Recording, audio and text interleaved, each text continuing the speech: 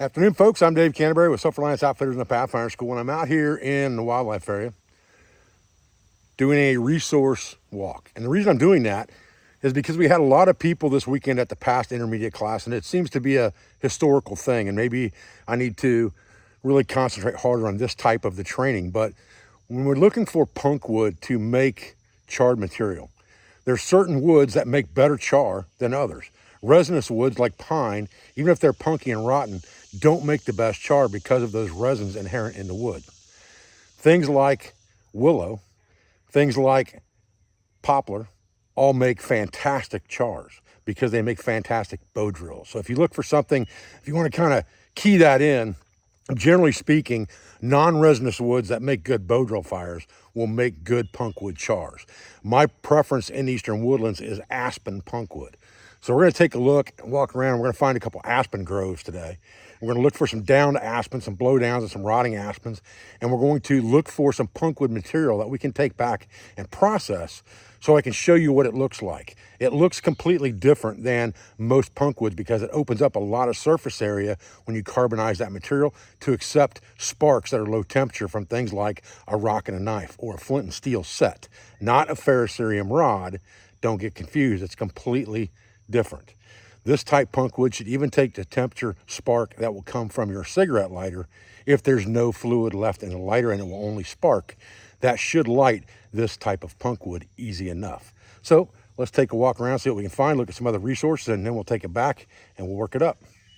Okay, this is a downed aspen, and there are several of them in here. The big one over there, another one right here, a couple back there in the back, and lots of adult aspen in here as well. Now, generally speaking, when you're looking for punkwood, you want the same type woods that make good bow drills make the best punkwood for making fire. Not all punkwood is created equal either. Now this one has plenty of bark on it that's usable for material for bird nests, things like that, but it's not completely punky yet or rotten enough to make punkwood, so we'll keep looking. Here's another real good indicator that we're in aspen country. We got some oyster mushrooms growing right here, right off of a downed aspen tree. There's a couple crisscrossed aspens here. That one on the bottom underneath there I think looks like more like a sassafras, but this top one's definitely an aspen. And these branches up here are aspen, and this one that's got the mushroom growing on it is definitely aspen. There's another one laying down underneath here on the ground, and that's really the one I'm looking for. And with it having no branch on it for a long ways down this trunk, and not really having any areas where branches were sticking out of it, in other words, it's only scarred, this is probably going to be the best candidate for punkwood right now in this wet environment. So we're going to go over here to an area and look at this, and you can see this stuff right here is punkwood. There's some of it that's not so good, and some of it that's better than others. Some of this is not turned to punk yet. You see how hard that is? That's not punkwood yet. This stuff here has gone to punk. So we're gonna look for a spot that's got a lot of this on it. We're gonna collect some. We're gonna try to find some dry stuff as well. But remember, we can always dry it out before we turn it into charred punkwood, because part of the charring process will dry it out. Okay, here's a standing dead aspen, and this one is a perfect candidate for tinder material. I mean, you can take this bark off and you can see the shreds underneath that bark of material. See that? All of this stuff, all this fine stuff here is what makes great tinder. This kind of stuff right here makes good bird nest material. And the wood underneath is getting punky very quickly. Yeah, that's starting to turn to punkwood, and that's really the stuff we're looking for, is that stuff that's turned punky, but it's soft. Now we found a standing dead one. If there's enough of this punked out, which it looks to me like some of it is and some of it isn't. If you stick your knife in there and it's hard, it's not what you want. If you stick your knife in there and it's soft, and you get behind that, that right there is a good piece of punky wood. It's going to be dry already because it's been underneath that bark that we stripped off. We got a good pile of it going right there. This kind of stuff will char well. And you can find this stuff sometimes on the ground as well. But generally speaking, if you can find it standing dead, you're going to have a good chance at finding some really good stuff. Any place you can stick your knife in there real easy is going to give you good punk wood. That stuff right there is what we want. Okay, again, we're in this area of downed aspens, and that's prime territory for oyster mushrooms. Look at that, man. There is a harvest right there, all the way down the line. We're grabbing a few of these for camp. Let's get to harvesting. All right, so there's a skillet full, and we'll leave the rest for seed.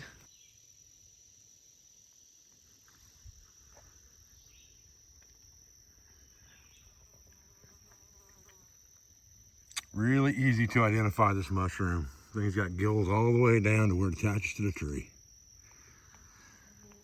Smells like fish, no question about it. A little bit like crayfish, actually.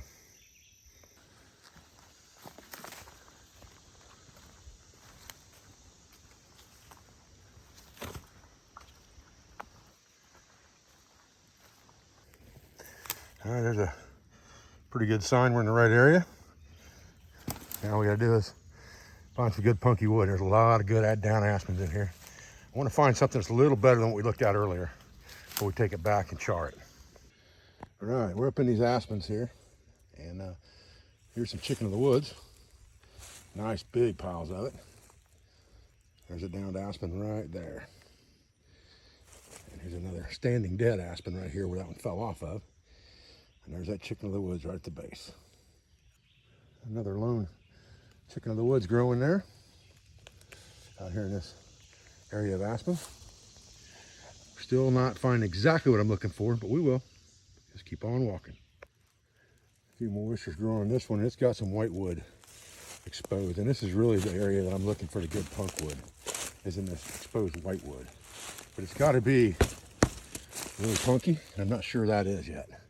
But we'll check this, and we'll check a couple other pieces right here in this area, and then we'll know if we've got what we're looking for or not. Okay, so you can see that exposed whitewood we talked about up there. There's some bark sheared off there, and that looks like good punk wood, but it's really not. What we want is this inside stuff that's just so soft it's like a sponge. And if it's a little damp, don't worry about that. We can dry that out. All right, so here we go. This is what we want. And we got a good pile of it. We got a good pile of mushrooms here. Take them back to the main base camp, and we'll talk about processing this stuff so we can get a good ember out of it.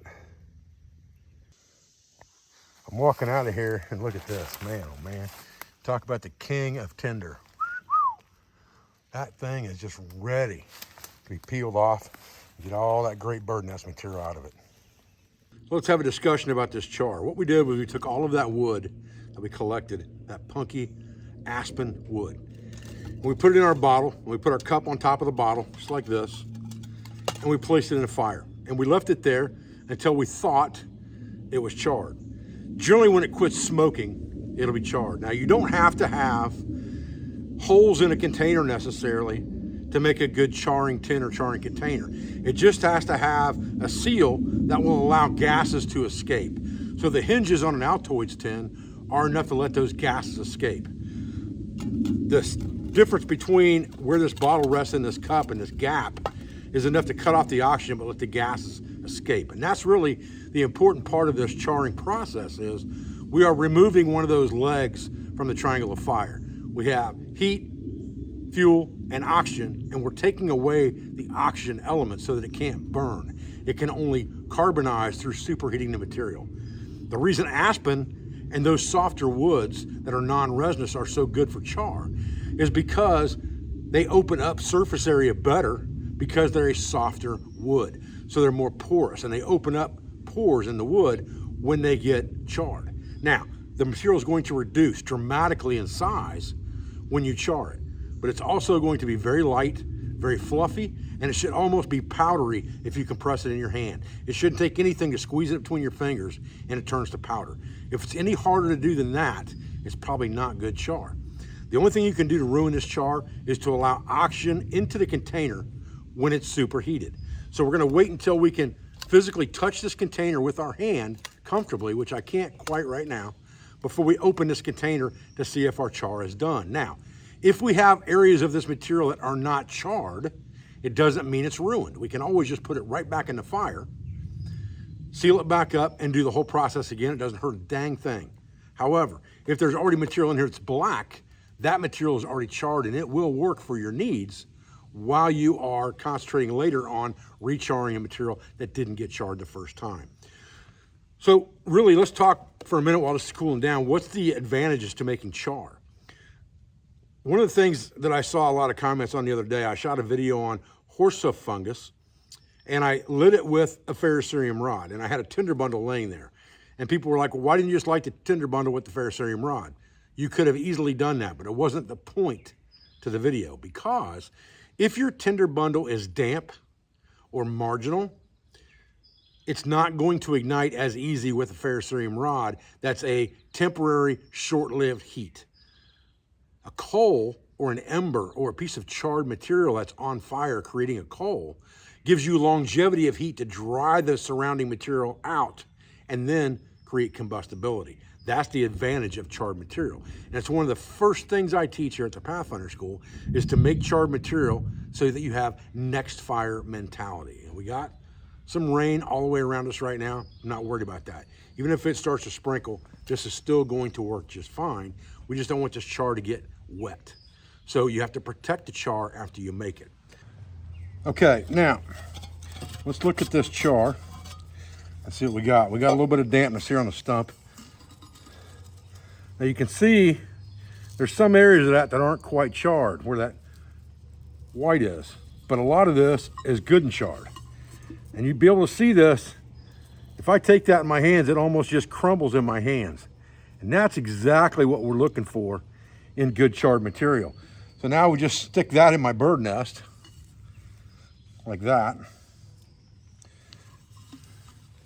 I'm gonna dump this char into this container here. Okay, so that bottle was completely full, and that's what we got out of it. But that right there is a perfect piece of charred material, to be honest with you. Now, the beauty to this charred material is you can ignite it a lot of different ways, right? We could use a ferro rod and just a small spark. We don't have to rake this ferro rod to get loads and loads of sparks off of it. We just need a couple sparks, and it's gonna light that material. So it extends the longevity of this rod. Now, where does that come into play? If you're carrying a rod like this, thing's gonna last you forever. However, if you're carrying one of these micro rods, like this wazoo rod, either one of these is only gonna throw a small amount of sparks. So with these smaller rods like this, you should be able to just hit that with a couple sparks.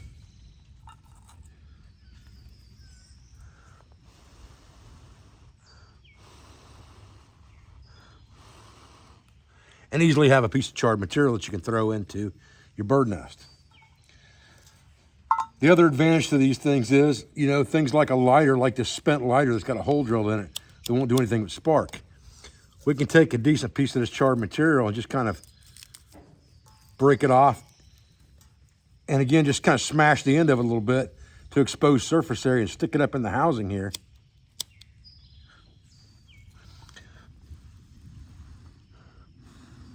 And immediately light that piece of char on fire. Put that in our bird nest for the moment. Just let it sit there and burn. The other advantage to charred material like this is you can take some larger pieces of it and just kind of break it up a little bit to expose more surface area, right? Take something like your silky saw that's got a carbon steel blade or your knife,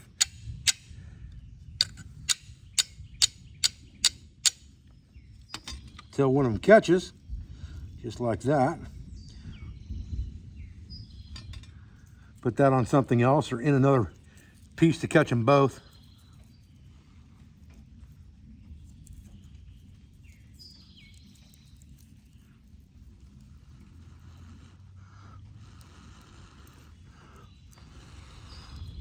To get a bigger ember.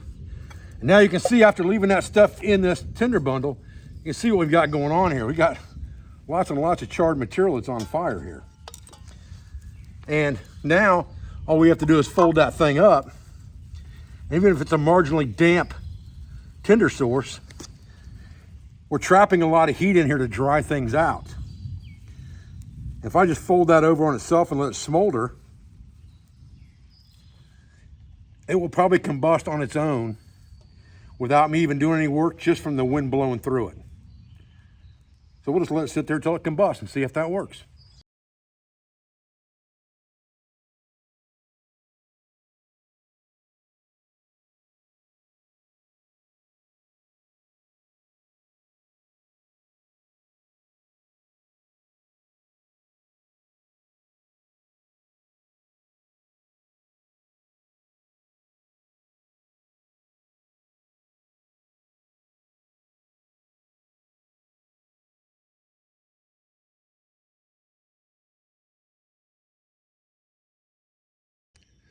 Okay, guys, so that was just a little bit more of an in-depth look at how to select proper punk woods for charred material and some of the uses and ways to ignite charred material, as well as some of my logic behind making char and reasons for that. I appreciate your views. I appreciate your support. I thank you for everything you do for our school, for family, and for our business, for all of our sponsors, instructors, affiliates, and friends.